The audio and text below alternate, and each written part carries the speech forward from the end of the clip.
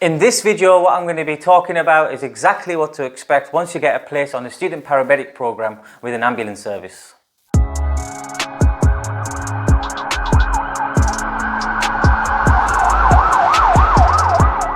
Hello guys, welcome back. My name's Ayaz, I'm a paramedic. I've been practicing for nearly 6 years now. If this is the first time you see me, make sure you go onto my channel and watch the first 3 videos in this series. This is video number 4. I highly recommend you watch the first 3 videos because there might be some content in there that just might be vital for you in your journey on becoming a student paramedic. So if you haven't already seen my previous videos, I'm going to drop a link right now for the first one.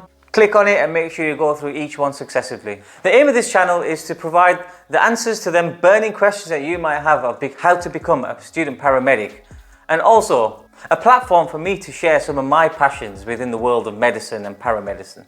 This is only the start of what's to come, and I plan on expanding this channel and bringing in lots of different things that I find interesting, and who knows, you might find them interesting too. If you do, and you take value from the things that I share, then make sure you press the like button, subscribe and notifications bell. I do plan on releasing a video every single week, and so if you press the notifications button, you'll be one of the first to know when I've dropped a new video, and one of the first to like it as well, hopefully. So in this series, what I'm doing is going through step by step exactly what it takes and what is required on becoming a student paramedic. I've gone through the 2 main routes of how to become a paramedic in the UK and exactly what assessments are required to get onto either one of these 2 routes. And on this occasion, it's going to be about the structure within an ambulance service. So let's get straight to it. Once you become a student paramedic or join the student paramedic program with an ambulance service, I'm going to split the process up all the way up until becoming a paramedic into 4 levels. So let's start with level 1.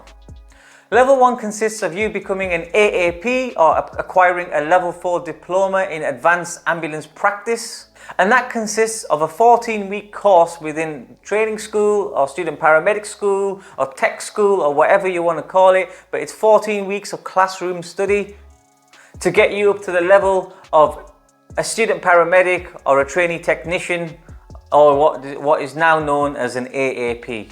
Then you will have a 4-week driving course, which is effectively a blue light driving course, and that lasts for 4 weeks. You get to different parts of the country and drive in many different conditions under blue lights, effectively and most importantly safely.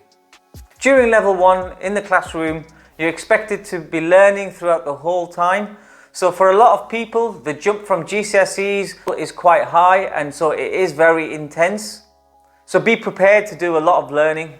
If you've been out of education for quite some time or haven't revisited science or first principles of science, then this part could be difficult, and take this as a pre-warning. You need to be engaged with the content, and you need to be spending your spare time trying to understand this, because if you don't understand the basics, it's going to be very difficult for you when it comes to going to university and actually passing the exams then. Educational officers at training school will make sure that you're keeping up to scratch with the knowledge required by carrying out tests every single week. Sometimes it's a multiple times a week thing, but mostly at the end of the week, you'll be presented with the test, and that'll just be making sure that you're engaging with the content and up to scratch with the level that's required. So once you've completed level 1 successfully, hopefully, then you'll be assigned an ambulance hub or an ambulance station from which you'll be working for the entire time up until you become a paramedic. So effectively, an AAP is a student paramedic, aka trainee technician. And what that is effectively, this is the student phase up until you become a technician. A technician in America and other parts of the world is known as an EMT. I'm sure you've heard of an EMT before. And EMTs are the role that ambulance service staff used to have before paramedics came about. Paramedic is actually still quite a new role. It's not been around very long. And up until recently, it didn't even require a university degree to become a paramedic.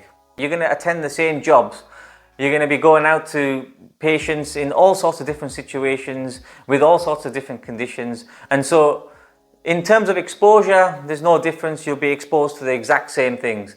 However, the difference between a paramedic and a technician is just a matter of skill level. A paramedic will be able to perform certain skills and have a level of knowledge above that of a technician, and therefore they get paid more and have a higher level of responsibility. The first phase from level 1 to level 2 is to get you from an AAP or a student paramedic or a trainee technician up until the point of a technician. This usually takes about 6 months.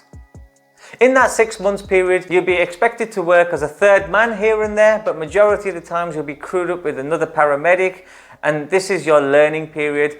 There is an AAP book that you must be filling out. It's a portfolio effectively that you must be filling out as you go along, and with that you get signatures of the hours that you've worked with certain paramedics and mentors, and some of the skills that you've been exposed to or may have discussed with paramedics.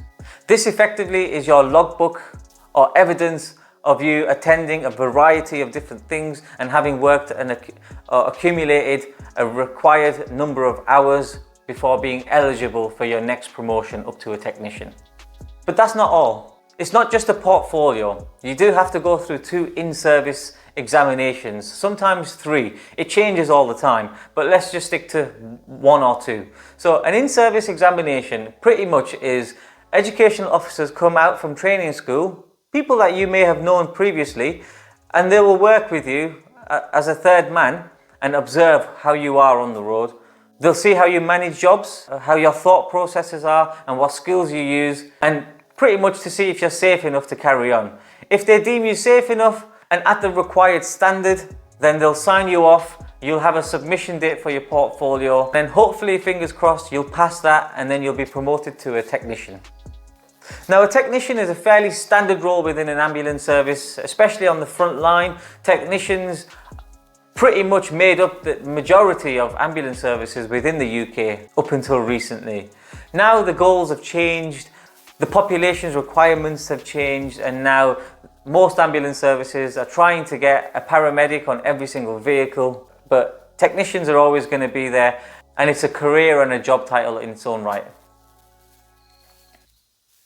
Once you get this title of technician, you should be very proud of yourself and feel accomplished. Now it's just building on them skills and getting through level 3. And level 3 approximately takes 12 to 18 months, and that's consolidating your skills, gaining experience and exposure on the road prior to going to university. So level 3 then. Level 3 is when you go to university after the 12 to 18 months on the road as a technician to complete the process of becoming a paramedic.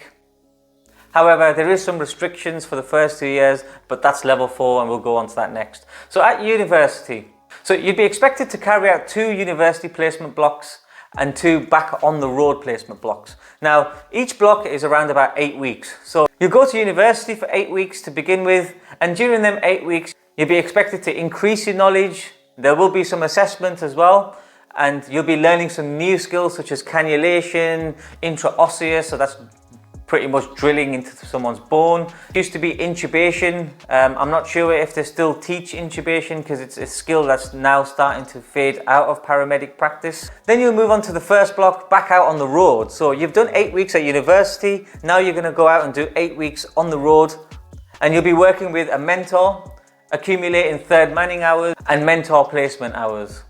This is an opportunity for you to practice them skills that you learned in your first block.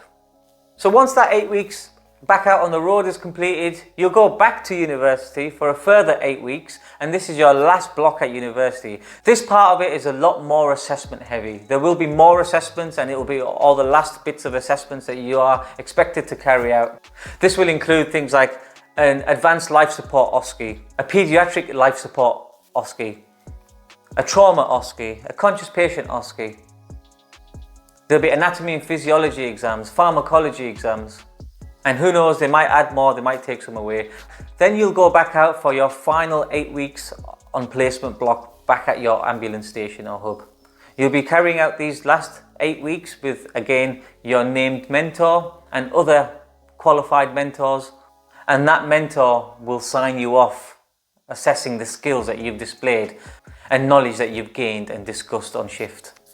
So once you've completed all the assessments at the university and passed them successfully, and then you've carried out the 2 placement blocks and have been signed off successfully, then hallelujah, it's done, it's complete.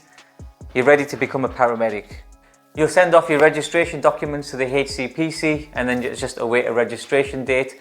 And one day you'll wake up and you'll have this email and be like, congratulations, you're a paramedic.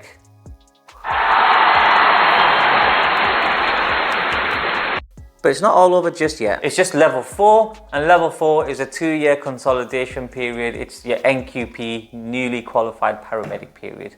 It lasts for 2 years, but that's just because you're a brand new paramedic and king of your domain, and they're expected to supervise other students. And therefore, this new NQP period has come through because it protects the paramedics, the newly qualified paramedics. You have to work a few third manning shifts here and there, accumulate a certain number of hours with a band 6 paramedic, complete a portfolio, and once that's done with and your 2 years is complete, you're now a band 6 fully qualified paramedic. And then after that, whatever you do is down to you. Then there's no more loopholes for you to jump through. And that is it. So that is video number 4, and that has gone over the course structure of the student paramedic role when you go through an ambulance service. If you have any questions regarding any of this, there's a comment section. You can always ask me questions there. If you want to be a little bit more private about it, you can follow me on Instagram. I'll drop the @ right now. Drop me a DM and I'll try my very best to get back to you. Once again, if you gained any value from this content, make sure you press the like button, subscribe, and notifications, and be sure to be one of the first to watch the new videos when I drop them. I know I haven't talked about university in this one, but university structures are very different amongst different universities. And so what I advise is if you go onto individual university websites and have a look at their course structure, it's easily viewable, and then that way you can gauge some sort of understanding of what the structure will be like with the university that you wish to attend. That'll be all from me this week. My name's Ayaz. I'll see you on the next one.